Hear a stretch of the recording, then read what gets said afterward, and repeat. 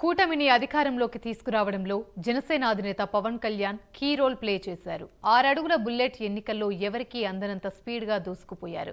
ప్రత్యర్థులను చిత్తు చేశారు. పిఠాపురంలో నుంచి జనసేనాని రికార్డు స్థాయిలో భారీ మెజార్టీ సాధించారు.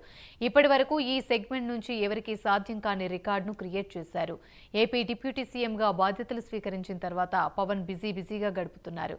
ఎమ్మెల్యేగా గెలిచిన అనంతరం తొలిసారి పవన్ కళ్యాణ్ పిఠాపురం వెళ్తున్నారు. జూలై 1 నుంచి కాకినాడ జిల్లాలో పర్యటించారు. ఈ మేరకు 3 రోజుల పర్యటనకు సంబంధించి షెడ్యూల్ రిలీజ్ అయింది. వచ్చే నెల 1, 2, 3 తేదీల్లో పిఠాపురంలోనే పవన్ బస చేయనున్నారు.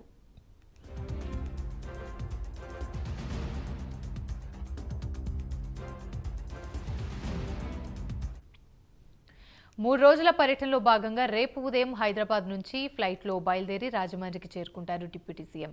రోడ్డు మార్గంలో గొల్లప్రోలు మండలం గొల్లప్రోలులోని సత్యకృష్ణ కన్వెన్షన్ హాల్లో పెన్షన్ పంపిణీ కార్యక్రమంలో పాల్గొంటారు.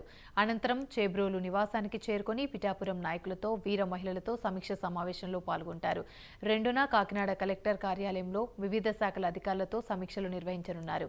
ఉదయం 10 గంటల నుండి 11:30 పంచాయతీ శాఖ అధికారులతో, 11:30 నుంచి 12:30 వరకు జల వనరుల శాఖ అధికారులతో మీటింగ్ జరగనుంది. అనంతరం 12:30 నుండి 1:30 వరకు అటవీ శాఖ అధికారులతో సమీక్ష నిర్వహిస్తారు.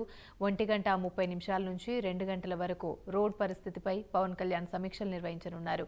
అనంతరం చేబ్రోలు నివాసానికి చేరుకుని జనసేన ఎంపీలు, ఎమ్మెల్యేలతో సమావేశమవుతారు.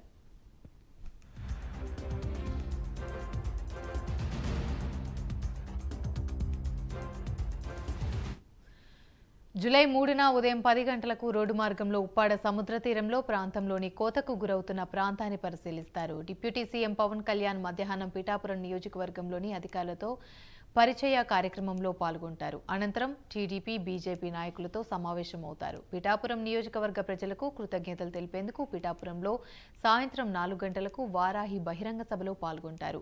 డిప్యూటీ సీఎం బహిరంగ సభ అనంతరం అక్కడి నుండి విజయవాడ బయలుదేరి వెళ్తారు. పవన్ కు స్వాగతం పలికేందుకు భారీగా ఏర్పాట్లు చేస్తున్నారు. ఎన్నికల తర్వాత తొలిసారి పిఠాపురం వస్తుండటంతో గ్రాండ్ గా వెల్కమ్ చెప్పడానికి రెడీ అయ్యారు. ఇక అభిమానుల్లో కూడా ఉత్సాహం కనిపిస్తుంది. డిప్యూటీ సీఎంగా బాధ్యతలు స్వీకరించినప్పటి నుంచి వరుస సమీక్షా సమావేశాలు నిర్వహిస్తూ బిజీగా గడుపుతున్నారు. పవన్ తనకు కేటాయించిన శాఖలపై పూర్తిగా అవగాహన తెచ్చుకునేందుకు లోతుగా అధ్యయనం చేస్తున్నారు. శాఖల స్థితిగతులు, నిధులు, కొత్తగా తీసుకోవాల్సిన నిర్ణయాలపై కసరత్తు చేస్తున్నారు. తనదైన శైలిలో కొత్త నిర్ణయాలు తీసుకుని సమస్యల పరిష్కారానికి అధికారులకు ఆదేశాలిస్తున్నారు.